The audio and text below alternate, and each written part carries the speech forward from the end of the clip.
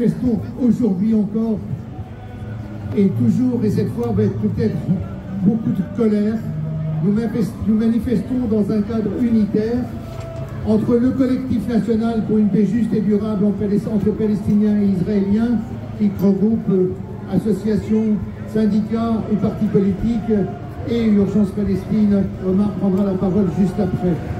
Nous tenons à ce cadre unitaire, c'est ce qui permet aussi de nous exprimer dans la rue d'une manière qui soit totalement maîtrisée et qui nous permet de faire entendre notre voix. Notre voix, on attend ce qu'elle porte plus fort qu'elle n'a été. Nous sommes extrêmement en colère.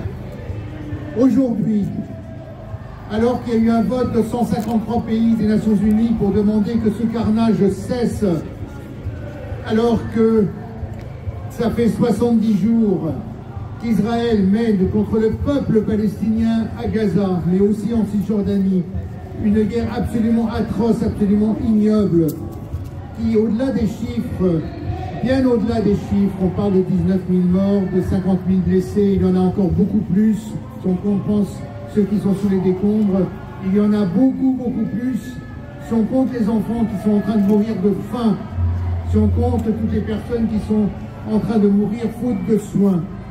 Et nous sommes indignés de voir que le monde semble découvrir que l'armée israélienne, oui, tire sur les personnes qui tiennent un drapeau blanc.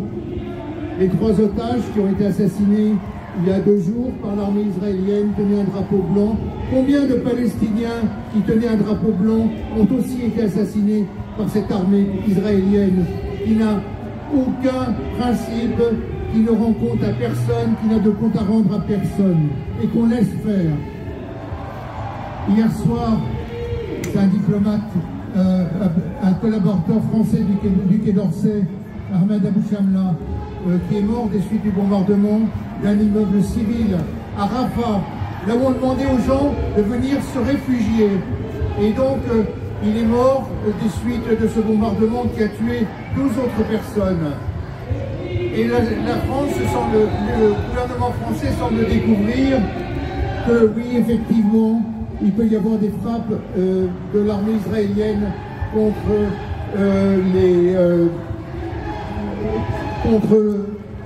des immeubles civils, là où des gens se sont réfugiés, à Rafah, dans le sud de la bande de Gaza, là où l'armée israélienne leur a demandé d'aller.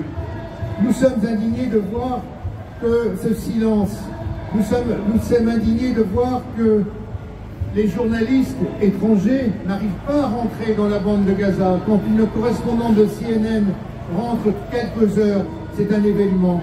75 journalistes palestiniens ont été tués et nous saluons la présence ici et la prise de parole pendant cette manifestation d'un représentant du syndicat des journalistes. Il y a un vrai problème avec cette guerre de l'information que mène Israël, qui impose une communication de guerre et qui empêche les journalistes du monde entier de faire leur travail pour expliquer ce qui se passe. Et nous sommes là, et l'appel du collectif national pour une paix juste et durable entre Palestiniens et Israéliens, c'est que nous exigeons un cessez-le-feu total et permanent dans la bande de Gaza, l'arrêt définitif des bombardements, des offensives terrestres et des déplacements forcés de population. Nous exigeons l'entrée immédiate et sans restriction de l'aide humanitaire d'urgence et la levée durable du blocus de Gaza. Nous exigeons la libération de tous les prisonniers politiques palestiniens détenus dans les prisons israéliennes dans des conditions inhumaines. 150 prisonniers ont été libérés pendant la trêve, mais depuis le 7 octobre, l'armée israélienne a procédé à plus de 3000 arrestations en Cisjordanie occupée, y compris Jérusalem-Est. Nous demandons la libération des otages civils israéliens. Nous demandons la protection de la population palestinienne de Cisjordanie, y compris Jérusalem-Est. Nous exigeons que la France et l'Union européenne s'engagent activement et sans ambiguïté dans le cessez-le-feu, y compris par des sanctions contre l'État d'Israël et en arrêtant immédiatement la coopération militaire et sécuritaire. Par rapport à ça, sur la libération des prisonniers, j'insiste encore sur le fait que le nombre de dirigeants palestiniens qui sont en prison actuellement, c'est eux aussi qui doivent écrire l'avenir de la Palestine. On vient d'apprendre que l'un des plus célèbres d'entre eux, Marwan Barghouti, vient d'être déplacé de prison vers une destination inconnue. C'est des choses extrêmement graves qui sont en train de se nouer, qui sont en train de se passer. Aujourd'hui, nous devons être totalement mobilisés.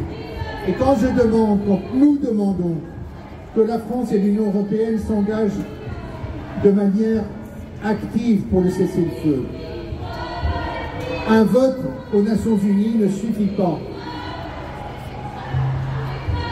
Le président de la République, Emmanuel Macron, a pris dès le départ, des positions indignes en justifiant et en encourageant Israël dans cette guerre contre le peuple palestinien.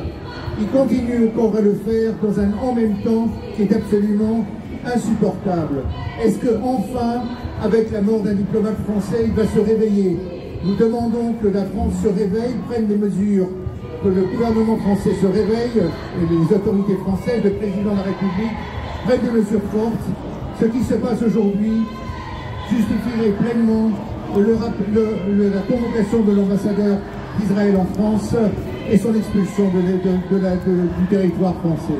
Donc oui, maintenant, il est temps de parler d'une manière forte, visible, que cela porte et que vraiment cette horreur s'arrête parce que les Palestiniens de Gaza sont en train de mourir de faim et de soif et de mourir sous les bombes. On ne peut pas laisser faire ça. Et en Cisjordanie, la situation est extrêmement grave aussi.